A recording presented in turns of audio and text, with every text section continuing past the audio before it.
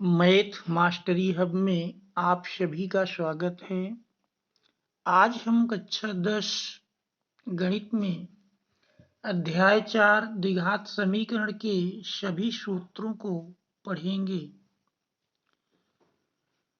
द्विघात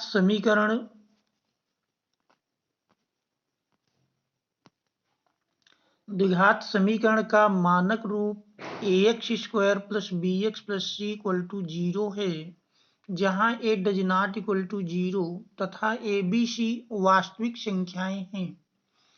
यदि द्विघात समीकरण ax² + bx + c = 0 के मूल अल्फा और बीटा हों तो मूलों का योगफल अल्फा + बीटा = x का गुणांक अपान x² का गुणांक। देख रहे हैं x का गुणांक b है और x² का गुणांक a है, तो इस प्रकार से मूलों के योगफल का सूत्र बनता है -b/a। इसी प्रकार मूलों का गुणनफल अल्फा बीटा इक्वल टू होता है अचर पद अपान x² का गुणांक। तो देख रहे हैं द्विघात की मानक समीकरण में अचर पद c है और x² का गुणांक a, तो मूलों का गुणनफल बना c/a। द्विघात समीकरण के यदि मूल दिए हों तो उनसे द्विघात समीकरण बनाना। इसके लिए फार्मूला है x² माइनस मूलों का योगफल इंटू x प्लस मूलों का गुणनफल इक्वल टू 0, या इसी को इस प्रकार भी लिख सकते हैं x² minus alpha plus beta into x plus alpha beta equal to 0।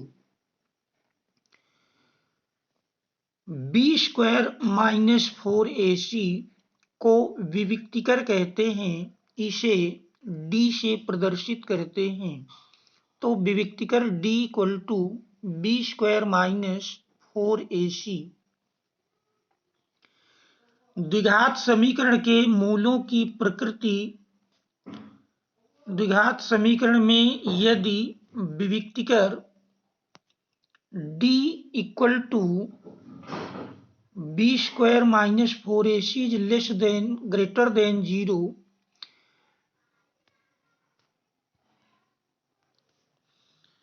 b² minus 4ac is greater than 0 तथा पूर्ण वर्ग हो, तो समीकरण के मूल वास्तविक, परिमेय और असमान होंगे।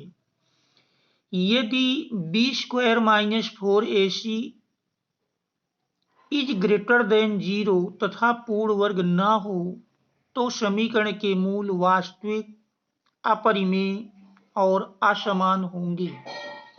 यदि b² minus 4ac equal to 0 हो तो समीकरण के मूल वास्तविक, परिमेय और समान होंगे। यदि b² minus 4ac is less then 0 तो समीकरण के मूल काल्पनिक और असमान होंगे। द्विघात समीकरण को हल करने की 3 प्रमुख विधियां हैं। पहली विधि गुणनखंड के करके, दूसरा है पूर्ण वर्ग बना करके, और तीसरा है सूत्र के द्वारा। तो सूत्र जिसे द्विघाती सूत्र या श्रीधराचार्य का सूत्र कहते हैं, उसका फार्मूला है x equal to -b plus minus √b² minus 4ac upon 2a। इस प्रकार से यदि गुणनखंड विधि से द्विघात समीकरण का हल नहीं होता और पूर्ण वर्ग की सहायता से भी नहीं निकलता, तो हम सूत्र के द्वारा बड़ी आसानी से द्विघात समीकरण के मूल ज्ञात कर लेते हैं। Thanks, all of you.